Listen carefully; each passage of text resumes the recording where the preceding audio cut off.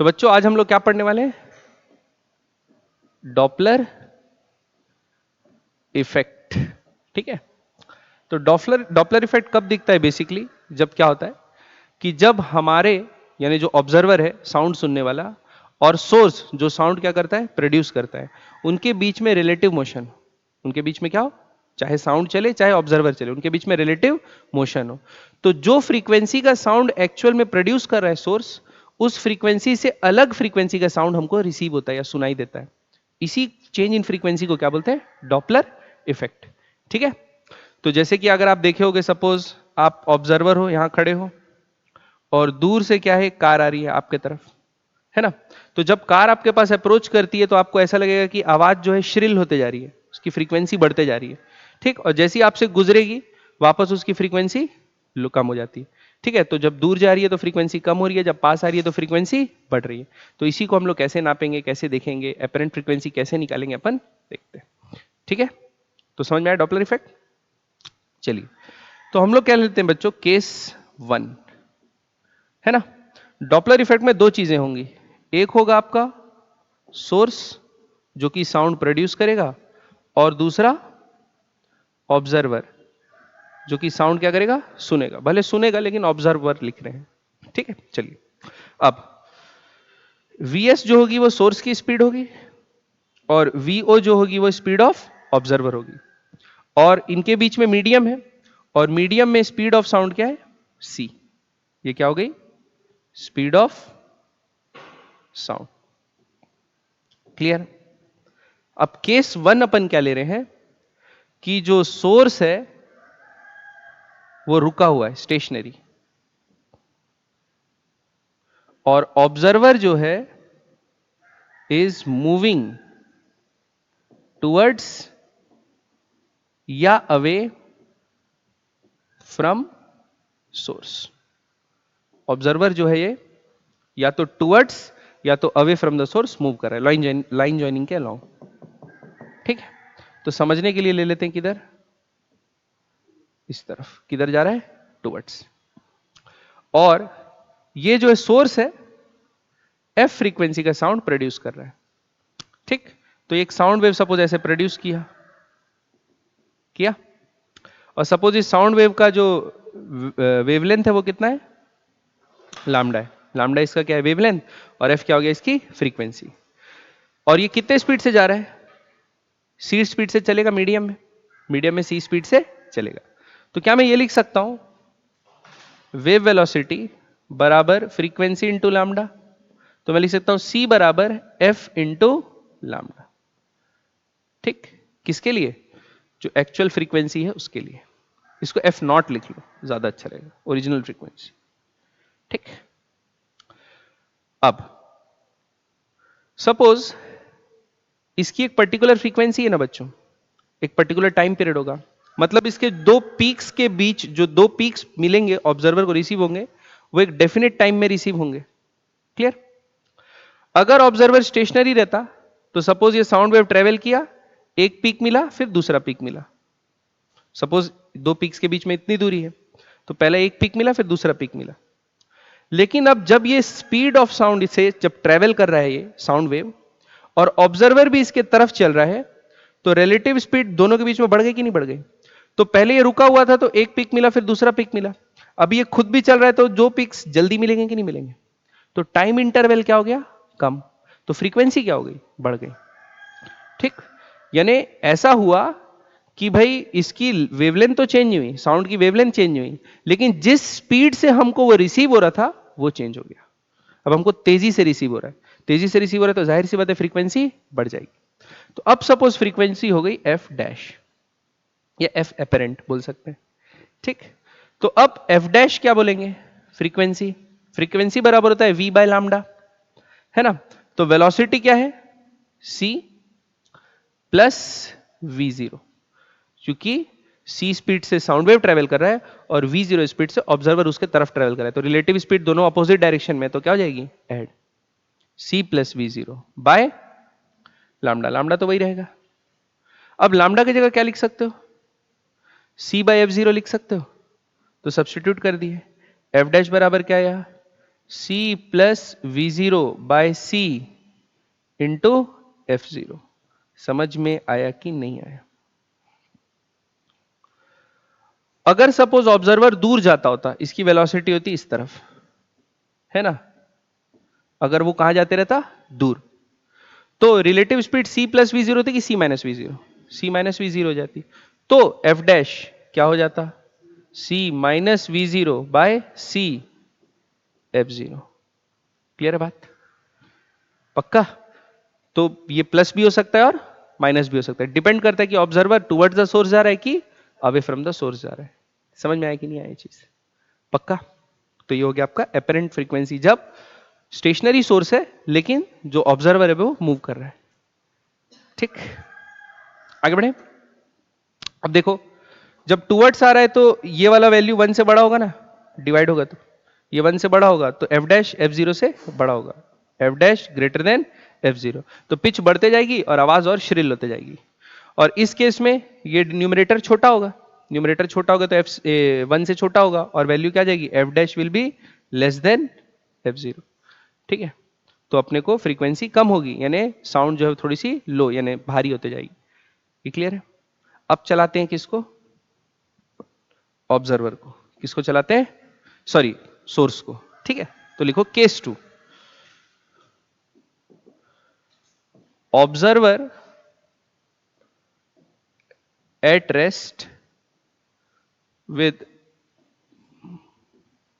source moving। Observer at rest with source moving. तो देखो बच्चों, ये आपका हो गया सोर्स और ये हो गया आपका ऑब्जर्वर। अब सोर्स क्या करता है? साउंड प्रोड्यूस करेगा। क्या करेगा बच्चों? साउंड प्रोड्यूस करेगा। लेकिन अब ये सोर्स जो है ये रेस्ट पे नहीं है, ये किसी वेलोसिटी से चल रहा है टुवर्ड्स। या आप कुछ भी मान सकते हो। अभी क्या मानते हैं? टुवर्ड्स। अभी क्या मानते हैं बच्चों? टुवर्ड्स। ये कहां जा रहा है? टुवर्ड्स द ऑब्जर्वर जा रहा है, सोर्स। अब देखो, सपोज ये जो सोर्स है F0 फ्रीक्वेंसी का साउंड प्रोड्यूस कर रहा है, ठीक, जो कि C स्पीड से ट्रेवल करेगी। मीडियम का स्पीड क्या है? C। F0 frequency C speed से ट्रेवल करेगी और ये जो वेवलेंथ बना रहा है वो सपोज लैम्डा है। वेवलेंथ जो बना रहा है वो क्या है? लैम्डा। तो क्या मैं लिख सकता हूं? देखो, C बराबर F0 इंटू लैम्डा लिख सकता हूं बच्चों। लेकिन देखो यहां एक कैच है। सपोज वो F0 फ्रीक्वेंसी का सोर्स प्रोड्यूस किया, मतलब एक साइकिल को कंप्लीट होने में कुछ टाइम लगेगा। सपोज ऐसा बन रहा है, ये एक वेव बना, लेकिन जब तक ये वेव बना क्या सोर्स यहीं रहेगा? उस टी टाइम पीरियड में सोर्स भी क्या कर रहा है? आगे बढ़ जा रहा है। ठीक, तो एक टाइम पीरियड में कितना डिस्टेंस आगे ट्रेवल किया है? लैम्डा। एक टाइम पीरियड में कितना डिस्टेंस ट्रेवल करता है? वेवलेंथ के बराबर लैम्डा। लेकिन उतने ही टाइम पीरियड में Vs इंटू टी ये डिस्टेंस कौन ट्रेवल कर दिया? सोर्स। कितना डिस्टेंस ट्रेवल कर दिया? Vs into time period, Vs into time period, ये डिस्टेंस आगे ट्रेवल कर दिया। तो अगर देखा जाए बच्चों गौर से, तो वेव तो अपना बस ऐसे ही बना ना, इतना छोटा, यानी वेवलेंथ क्या हो गया? छोटा। पिछले केस में वेवलेंथ को कुछ फर्क नहीं पड़ रहा था, स्पीड जिससे वो रिसीव हो रहा था उसको फर्क पड़ रहा था, स्पीड बढ़ जा रही थी या कम हो जा रही थी। लेकिन अभी वेवलेंथ क्या हो जा रहा है? छोटा, अगर source towards the observer move कर रहा है तो। इसको बोल देते हैं बच्चों लैम्डा एपरेंट या लैम्डा डैश। लैम्डा डैश कैसे लिखेंगे? Original lambda minus Vs into time period, ऐसे लिखेंगे।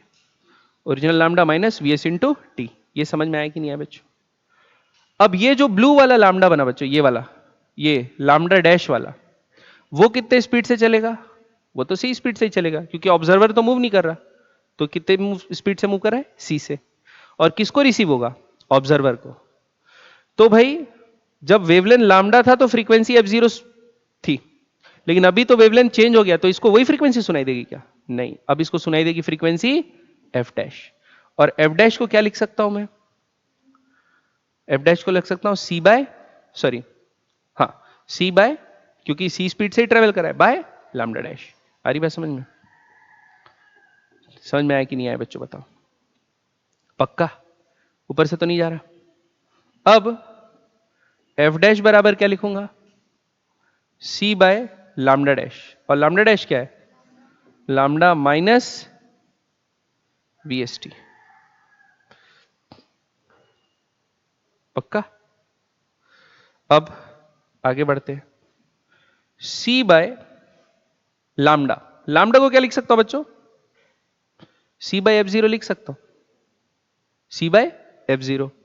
तो लिखा c by f zero minus we s by f zero लिख सकता हूं इसको। भाई टाइम पीरियड क्या होता है? 1 अपॉन फ्रीक्वेंसी। तो ये वाला टाइम पीरियड तो वही ले रहे ना, एक वेव बनाने में कितना टाइम लिया, ठीक है? और ये भी उस एक टाइम पीरियड में कितना दूर चला, तो टाइम पीरियड तो वही है, कौन सा? 1/f0 वाला, ओरिजिनल वाला। ठीक, समझ में आ रही बात? पक्का? अब क्या करते हैं, अब इसको सॉल्व कर लेते हैं बच्चों। तो यहां से कहा गया एफ डैश बराबर, ये F0 कॉमन लेके ऊपर आ जाएगा, F0 C bye C minus B S, C bye C minus we S. ऊपर से तो नहीं गया? तो बच्चों देखो न्यूमरेटर क्या हो गया? छोटा। तो ये क्या हो गया अभी के केस में? एफ डैश बड़ा है F0 से। तो चाहे ऑब्जर्वर सोर्स की तरफ आए या सोर्स ऑब्जर्वर की तरफ जाए, फ्रीक्वेंसी बढ़ेगी। और अगर दूर जाएगा तो भाई ये वेवलेंथ, सपोज ये यहां था, तो जब तक एक वेव बनता है ये कहां चले जाएगा? कुछ Vs इंटू टी पीछे चले जाएगा। तो वेवलेंथ कम होने की जगह क्या होगी? बढ़ जाएगी। और फिर बढ़ी हुई वेवलेंथ सी स्पीड से ट्रेवल करेगी। तो वेवलेंथ अगर बढ़ जाएगी, जाहिर सी बात है ये प्लस हो जाएगा। ये प्लस होगा तो डिनोमिनेटर बढ़ गया तो फ्रीक्वेंसी कम हो जाएगी। आ रही बात समझ में? पक्का?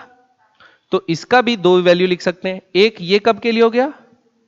सोर्स टुवर्ड्स ऑब्जर्वर जा रहा है तब के लिए। और एफ डैश बराबर क्या हो जाएगा? F0 C bye C plus V S, जब ऑब्जर्वर जाएगा, सॉरी, जब सोर्स अवे से जाएगा ऑब्जर्वर से। ठीक है?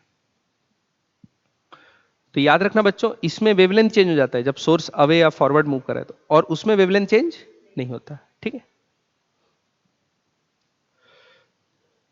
क्लियर? अब सपोज दोनों हो रहा है, ऑब्जर्वर भी चल रहा है और सोर्स भी चल रहा है, तब क्या करेंगे? दोनों चीजों को सुपर इंपोज कर दो। और क्या? दोनों चीजों को क्या कर देंगे? Superimpose. तो कैसे लिखेंगे बच्चों? देखो, if both are moving,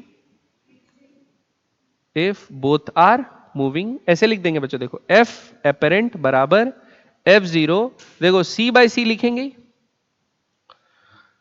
observer का वेलोसिटी ऊपर रहता है, O से ऑब्जर्वर, O से ऊपर, U से होता है, क्या करना? ठीक है, ओह ऊपर। ठीक, तो प्लस माइनस वीओ ऊपर होगा, और सोर्स की स्पीड प्लस माइनस कहां होती है? नीचे। आ रही बात समझ में? अगर सोर्स ऑब्जर्वर के तरफ जा रहा है तो नीचे वाला क्या होगा? माइनस। सोर्स ऑब्जर्वर से दूर जा रहा है तो नीचे वाला क्या हो जाएगा? प्लस। ऑब्जर्वर सोर्स के तरफ जा रहा है तो ऊपर वाला होगा प्लस, ऑब्जर्वर सोर्स से दूर जा रहा है तो ऊपर वाला होगा माइनस। ये याद रखना, ये हो गया आपका जनरल फॉर्मूला। मैक्सिमम क्वेश्चन इसी से बनेंगे। ठीक है? और भी चीजें इसमें खत्म नहीं हुआ है ना, अभी और भी चीजें इसमें, लेकिन ज्यादातर सवाल इसी से आते हैं। ठीक है? पक्का? ऊपर से तो नहीं गया? बढ़े आगे। अब इसमें लिखो note, if medium particle also have velocity vm, मतलब हवा भी स्टेशनरी माने ना, बीच में हवा चल रही है vm स्पीड से, विंड स्पीड दे दिया। क्या दे दिया है? Wind speed. तब क्या करेंगे? तो कुछ चिंता मत करना, एफ डैश बराबर F0 C by C plus minus V0 plus minus Vs, ये तो रह गई जो ऑब्जर्वर और सोर्स की स्पीड है। बस यहां पर क्या कर देना, प्लस Vm, विंड की स्पीड को ऐड कर देना। विंड की स्पीड को क्या करेंगे बच्चों, ऐड। अगर विंड कहां जा रही है, सोर्स से ऑब्जर्वर की तरफ जा रही है, ऑब्जर्वर से सोर्स आ रही है तो माइनस। ठीक, समझ में आया?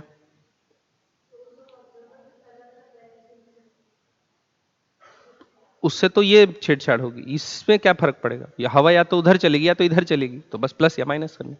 समझ में आ गई बात? अगर हवा चल रही, विंड स्पीड दे दिया है तो उसको ऐड करना है, नेग्लेक्ट नहीं करना है। ओके, बढ़े आगे। और चीज अब लिखो, इंपॉर्टेंट पॉइंट्स टू रिमेंबर।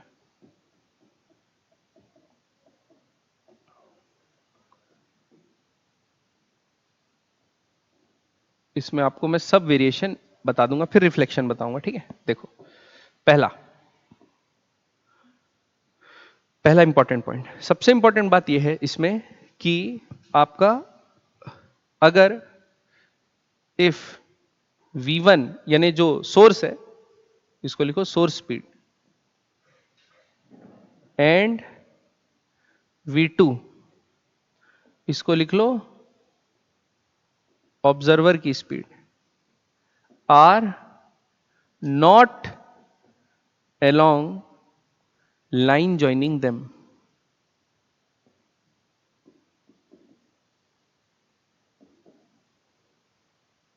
तब क्या करेंगे?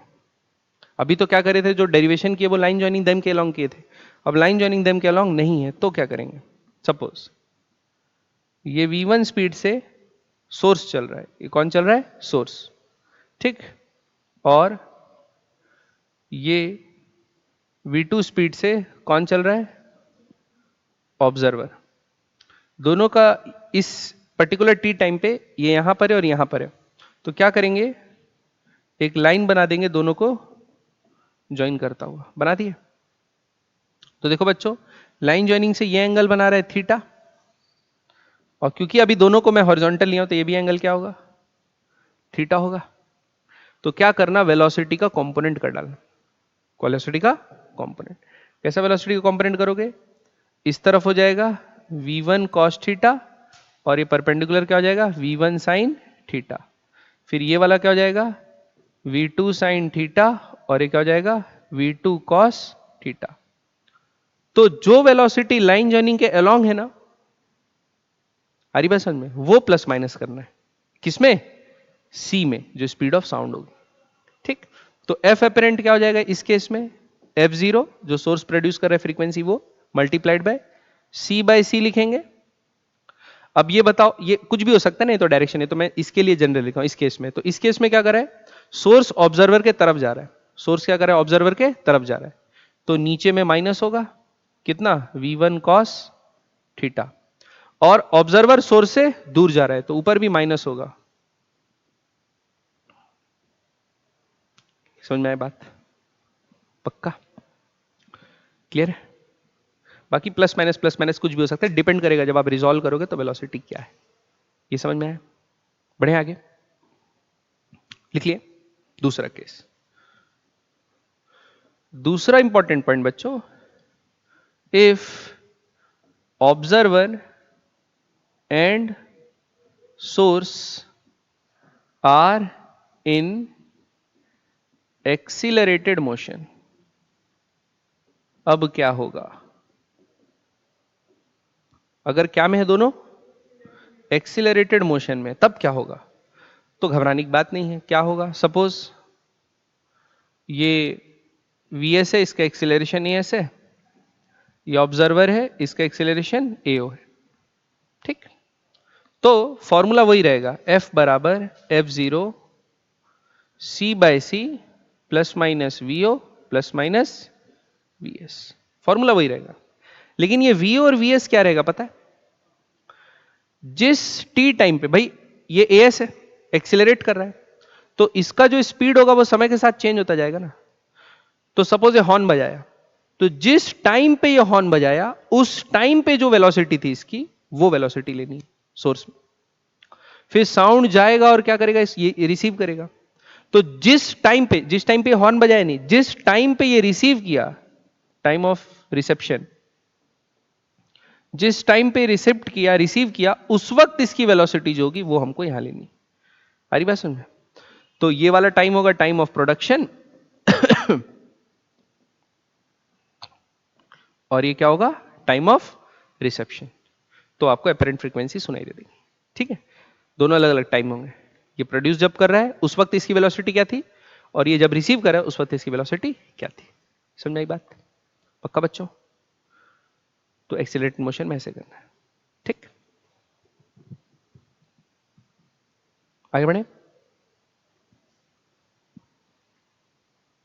तीसरा देखो, तीसरा कब कब आपको फ्रीक्वेंसी चेंज होती हुई नहीं दिखेगी, ये देख लो, है ना। केसेस व्हेन एफ बराबर एफ डैश, मतलब जो प्रोड्यूस्ड फ्रीक्वेंसी है, जो साउंड का सोर्स प्रोड्यूस कर रहा है, वही फ्रीक्वेंसी आपको रिसीव होगी। कब कब?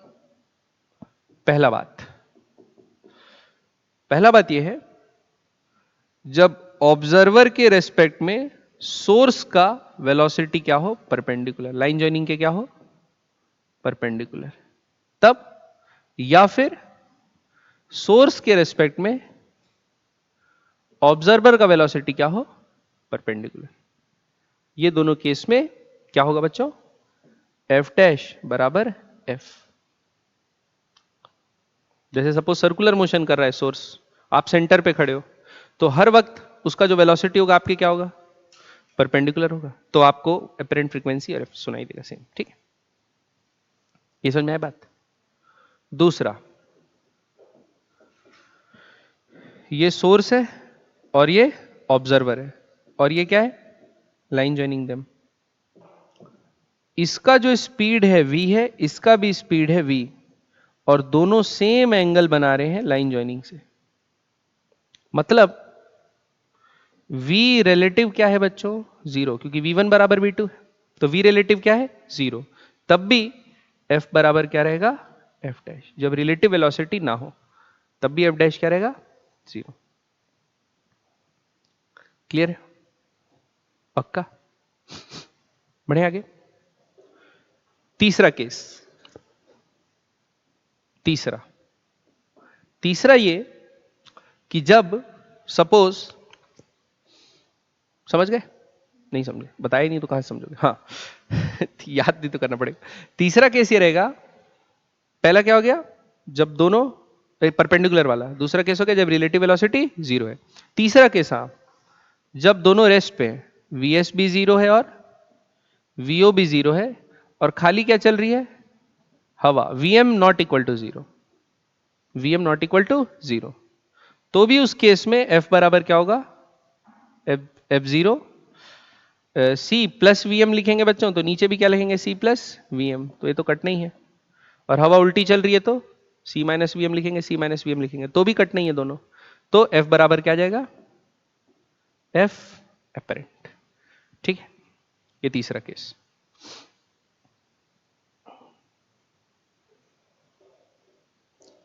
ठीक, समझ में आई? और एक केस और है ऐसे टाइप का, एक एग्जांपल। सपोज ये ना ऐसा सर्कुलर ट्रैक, क्या है बच्चों, सर्कुलर ट्रैक, और इसमें ना एक ट्रेन चल रही है। क्या चल रही है बच्चों, ट्रेन, ऐसा कर्व में मुड़ रही है ट्रेन। ये ट्रेन का इंजन है, ये साउंड प्रोड्यूस कर रहा है, ट्रेन का इंजन का वीएस इस डायरेक्शन में, और सपोज डब्बे में कोई बैठा है यहां पर, तो उसका वेलोसिटी ऐसा है टेंजेंशियल, ये हो गया ऑब्जर्वर का वेलोसिटी, है ना। तो अगर ये भी सर्कुलर मोशन कर रहा है और ये भी सर्कुलर मोशन कर रहा है, और दोनों सरकमफ्रेंस में किसी भी पॉइंट पे, इस केस में भी एफ डैश बराबर क्या रहेगा, एफ जीरो। लेकिन इसका डेरिवेशन बहुत लंबा चौड़ा है, तो हम लोग करेंगे नहीं, बस ये याद रखना। ठीक, ये हो गया चौथा केस। ये क्या हो गया, चौथा केस। समझ में आई बात? पक्का? फिर ये कितने इंपॉर्टेंट पॉइंट्स हो गए, तीन हो गए ना। नहीं, 4 तो ये केस हुए, टोटल 3 पॉइंट्स हो गए ना। अब चौथा इंपॉर्टेंट पॉइंट लिखो बच्चों, फोर्थ, है ना। अब लिखो, when speed of sound is much higher than Vs and Vo, source का स्पीड और ऑब्जर्वर का speed, then it does not matter, then it does not matter if source or observer is moving.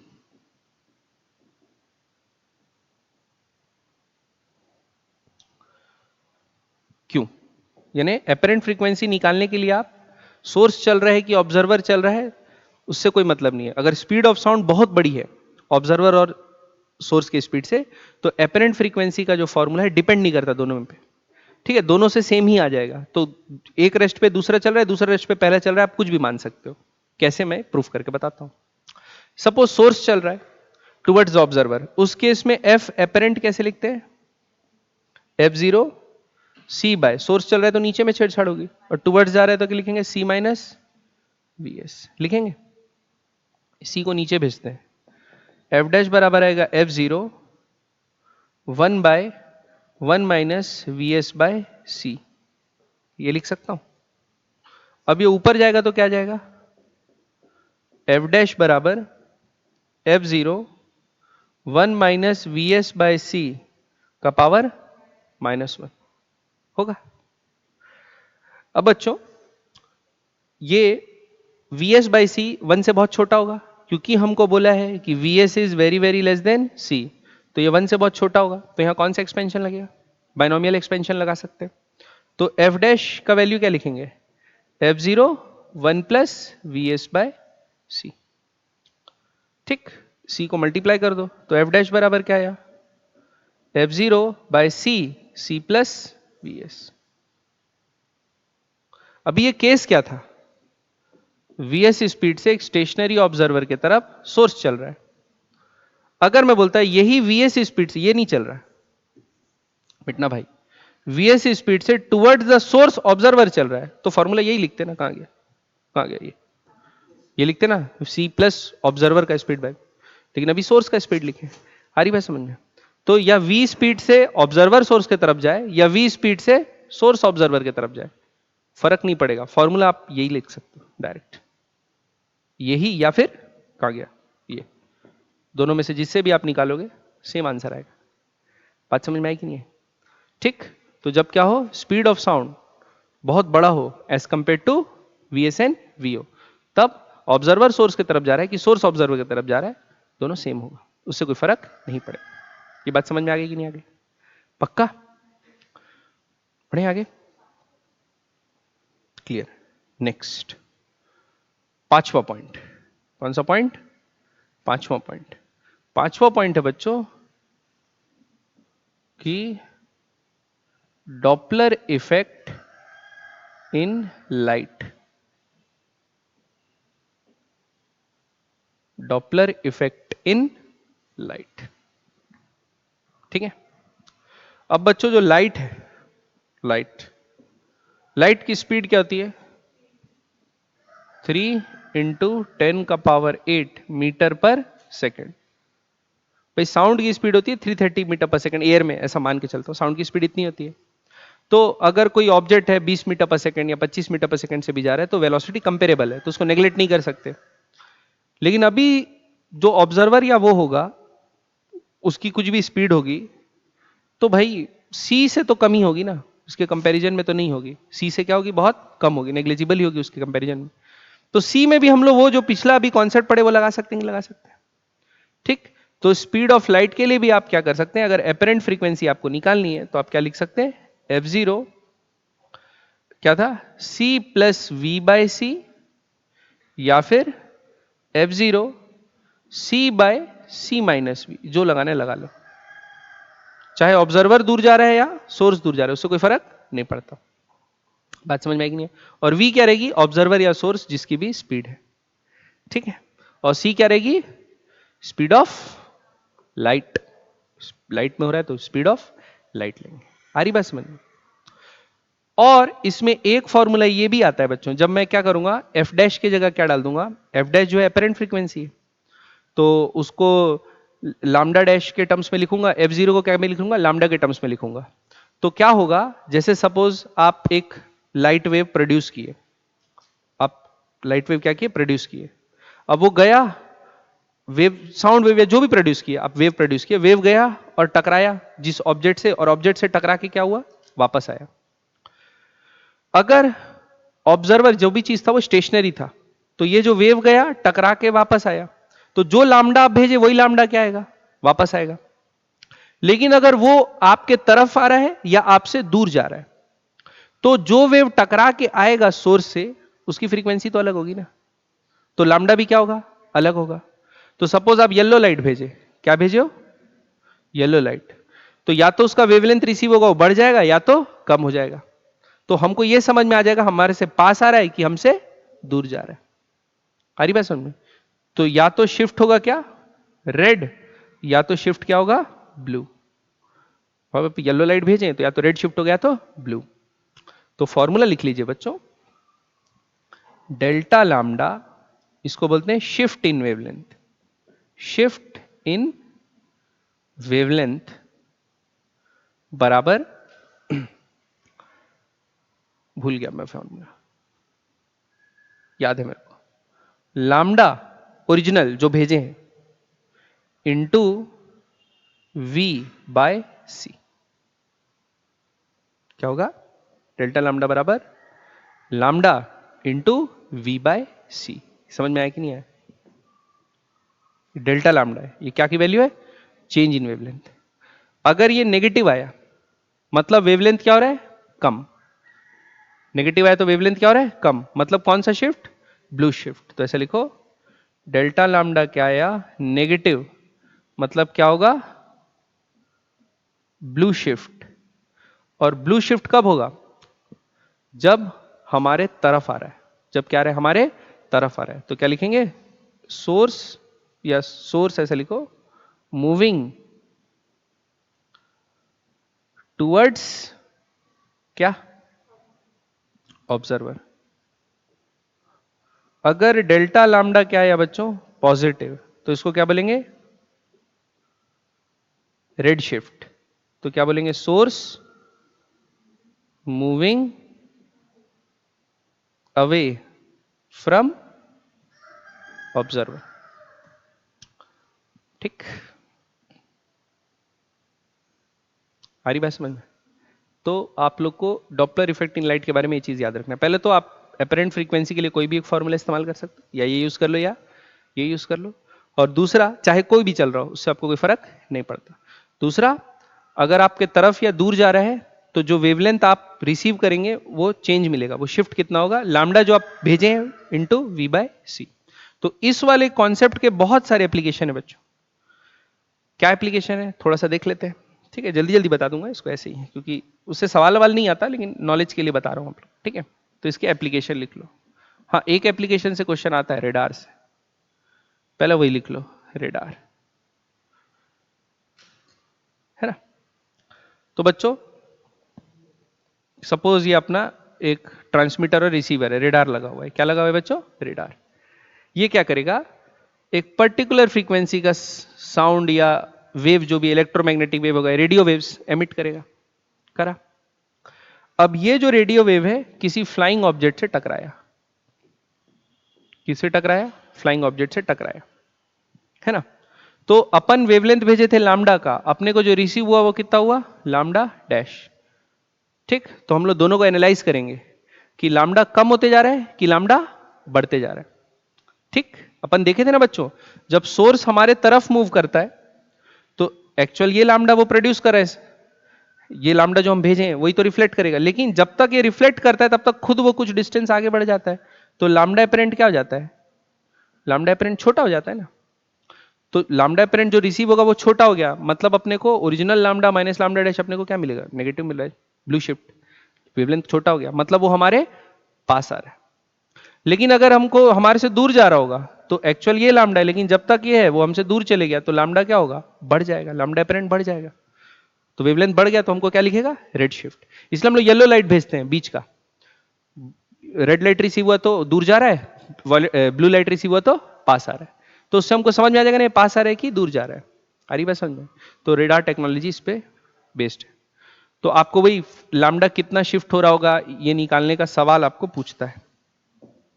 Lambda कितना shift हो रहा होगा आपको सवाल पूछ देगा, उस हिसाब से या तो लैम्डा शिफ्ट दे देगा आप लोग को और आपको पूछ देगा बताओ कि इसका स्पीड क्या था। तो कुछ नहीं, यही फॉर्मूला लगा देंगे, डेल्टा लैम्डा बराबर lambda into c by v by c. ठीक है, तो v अपने को निकालना रहेगा, लैम्डा जो अपन भेजे हैं येलो लाइट का वेवलेंथ अपने को पता रहेगा, शिफ्ट कितना हुआ वो भी पता रहेगा, और c ये तो सब जानते हैं, स्पीड इलेक्ट्रोमैग्नेटिक वेव्स का कितना होता है, जो लाइट वेव का होता है 3 × 10⁸ मीटर पर सेकेंड। समझ में आएगी नहीं बात? तो ये है रेडार टेक्नोलॉजी के लिए इसका इस्तेमाल किया जाता है, इससे सवाल भी आएगा। समझ गए? पक्का? बढ़े आगे। नेक्स्ट, कोई भी स्टार रहता है वो तो बहुत दूर रहता है, हमको ये पता कैसे चलेगा कि उसका एक्सिस ऑफ रोटेशन क्या है, एक्सिस ऑफ रोटेशन, या उसका जो रोटेशन हो रहा है वो किस डायरेक्शन पे हो रहा है, क्लॉकवाइज हो रहा है, एंटी क्लॉकवाइज हो रहा है। तो सपोज ये सन है, क्या है, सन। अब सन क्या हो रहा होगा, रोटेट हो रहा होगा। हम लोग क्या करेंगे, अर्थ जो सन की लाइट रे रिसीव हो रही है उसको एनालाइज करेंगे। तो क्या करेंगे, जैसे हम सन को सामने से देख रहे हैं ना, तो जैसे सन हमारे सामने में रखा हुआ है ऐसा, तो हम लोग क्या करेंगे, इस साइड से जो लाइट रे आ रही है उसको रिसीव करेंगे, इससे एक लाइट रे को रिसीव करेंगे, एक इस एज से और एक इस एज से, डायमेट्रिकली ऑपोजिट एंड से। ठीक है, एक्सिस ऑफ रोटेशन के हिसाब से। अब इधर से जो लाइट रिसीव हुई उसमें सपोज ब्लू शिफ्ट आया, क्या रहा है, ब्लू शिफ्ट। उसका मतलब क्या है, ये वाला एंड हमारे पास जा रहा है कि दूर, ये वाला पास आ रहा है, और इससे आया रेड शिफ्ट, तो ये वाला पास आ रहा है, ये वाला दूर जा रहा है, तो किस ओरिएंटेशन में वो रोटेट हो रहा है अपने को पता चल जाएगा, ये वाला एंड पास आ रहा है, ये वाला एंड दूर जा रहा है। आ रही बात समझ में? तो हम लोग क्या पता लगा सकते हैं, लिख लो, लिखो, by analysing light coming from sun, its orientation of rotation can be found out। बात समझ में आई कि नहीं? ये भी क्या है इसका एप्लीकेशन। ठीक है बच्चों। तीसरा, discovery of binary star system. ठीक भाई, बाइनरी स्टार सिस्टम क्या होता है, जब अपन तो ग्रेविटेशन में वैसे पढ़े हैं, जब दो स्टार एकदम आपस में क्या हो, क्लोज हो, तो अपने सेंटर ऑफ मास के अबाउट क्या करते हैं, दोनों घूमते हैं कि नहीं घूमते। लेकिन दूर से हम लोग देख रहे हैं तो हमको थोड़ी पता चलेगा कि दो स्टार है कि एक स्टार है, भाई दोनों दोनों लाइट एमिट कर रहे हैं। लेकिन हम लोग आने वाली जो लाइट रेज है उनको क्या कर सकते हैं, एनालाइज कर सकते हैं। ठीक है, तो स्टार हमसे इतना दूर है तो शिफ्ट एक ही होना चाहिए ना, लेकिन हमको क्या कर रहा है, एक से अलग शिफ्ट मिलता है, दूसरे से अलग शिफ्ट मिलता है। हरी बस में एक से क्या मिल रहा है, अलग शिफ्ट, दूसरे से क्या मिल रहा है, अलग शिफ्ट मिल रहा है। ठीक, तो दोनों से अलग अलग शिफ्टिंग मिल रही है, एक पास आ रहा है एक दूर जा रहा है, मतलब दोनों क्या हो रहे हैं, आपस में रोटेट हो रहे हैं। तो इससे डिस्कवरी हुई किसकी, बाइनरी स्टार सिस्टम की। ठीक है। चौथा, एक्सपेंडिंग यूनिवर्स। तो हम लोग क्या करते हैं, एनालाइज करते हैं, भाई जो लाइट हमको रिसीव हो रहा है स्टार से, तो हम देखते जाते हैं कि जो स्टार से लाइट रिसीव हो रहा है वो लगातार क्या हो रहा है, बढ़ते जा रहा है, शिफ्ट जो हो रहा है रेड की तरफ जाया जा रहा है, मतलब वो हमसे दूर जाते जा रहा है। ठीक है, तो इससे हम लोग ये मान सकते हैं कि हर पॉइंट दूसरे पॉइंट के बीच में गैप बढ़ते जा रहा है, यानी यूनिवर्स क्या हो रहा है, एक्सपैंड हो रहा है। आ रही बात समझ में? तो ये सब एप्लीकेशन है किसके, शिफ्ट इन वेवलेंथ की। समझ में आया? पक्का? पर से तो नहीं गया? तो डॉपलर इफेक्ट समझ में आया? डॉपलर इफेक्ट क्या होता है कि जो फ्रीक्वेंसी प्रोड्यूस कर रहा है सोर्स, वो फ्रीक्वेंसी ऑब्जर्वर को रिसीव होगी जब वो रिलेटिव मोशन ना करे। लेकिन अगर रिलेटिव मोशन है दोनों के बीच में तो क्या होगा, फ्रीक्वेंसी उसको दूसरी सुनाई देगी। तो वो फ्रीक्वेंसी कैसे निकालते हैं, समझ में आया? अब लास्ट पार्ट जो डॉपलर इफेक्ट का लिखो, Doppler effect reflection, Doppler effect in reflection.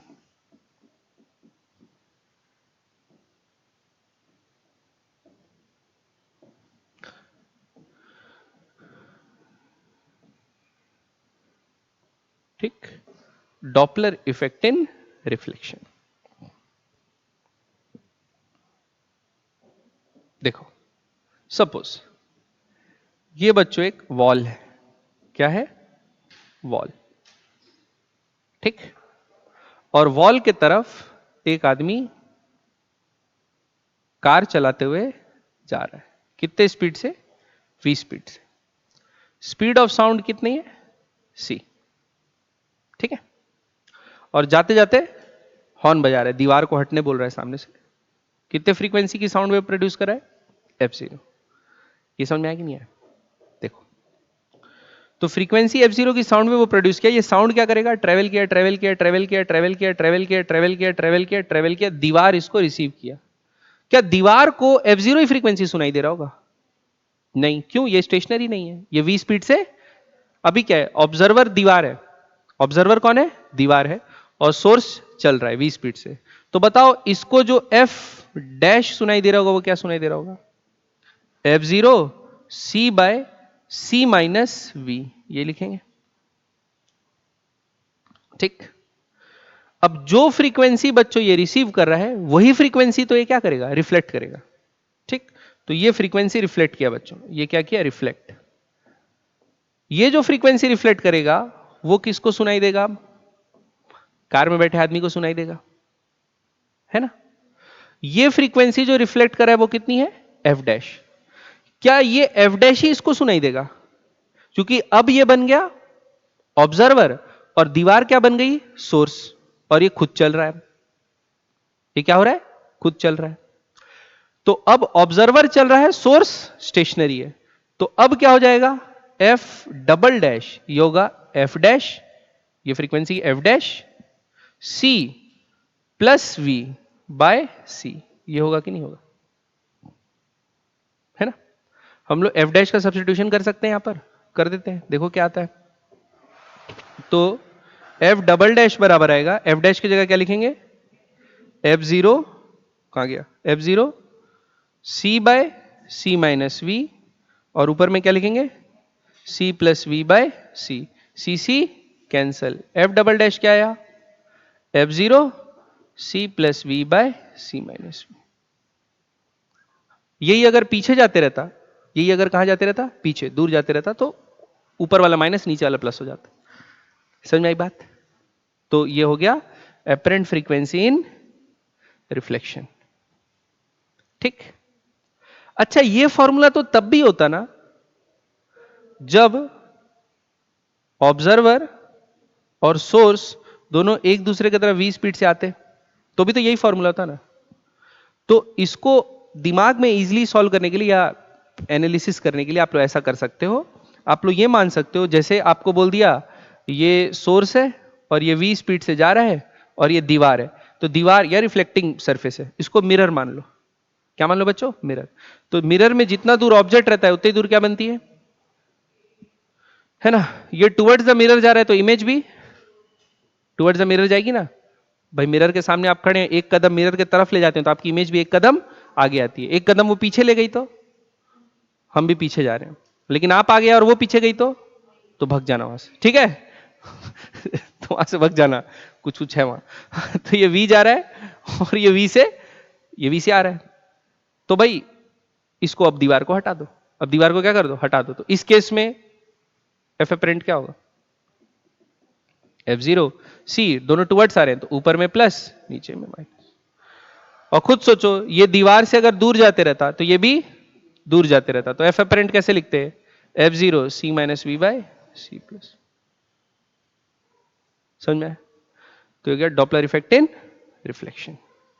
Clear बात, पक्का। और डॉपलर इफेक्ट का सवाल को मिक्स करके पूछता है बच्चों बीट्स के साथ। अब फ्रीक्वेंसी चेंज हो रही है ना, तो आपको पूछेगा भी एक दो सायरन बज रहे हैं, एक इधर एक इधर, इसकी फ्रीक्वेंसी कुछ कुछ है, और आदमी बीच में खड़े होकर चल रहा है, इस तरफ जा रहा है। तो एक सायरन के टुवर्ड्स जा रहा है, एक सायरन से अवे जा रहा है। तो आपको बोलेगा कि उसको बीट सुनाई दे रही है 3 बीट्स पर सेकेंड। तो इसके कारण ये दूर जा रहा है तो एफ डैश लिखोगे, इसके पास आ रहा है तो एफ डबल डैश लिखोगे। दोनों का डिफरेंस क्या होगा? 3। तब तो इसको 3 सुनाई दे रहा है। फिर वो इक्वेशन बना के फिर जो भी अननोन है वो निकालने बोलता है। आ रही बात समझ में? पक्का ऊपर से तो नहीं गया बच्चों? तो ये है बच्चों क्या आपका डॉपलर इफेक्ट। समझ में आया? तो बस ये खत्म। इसी के साथ अपना पूरा थ्योरी खत्म हो चुका है, साउंड वेव का भी, वेव ऑन है स्ट्रिंग का भी। एसएचएम तो पहले ही खत्म हो गया था। ठीक है, अब क्या करेंगे, इसके सवाल बनाएंगे कल से। ठीक है, पक्का।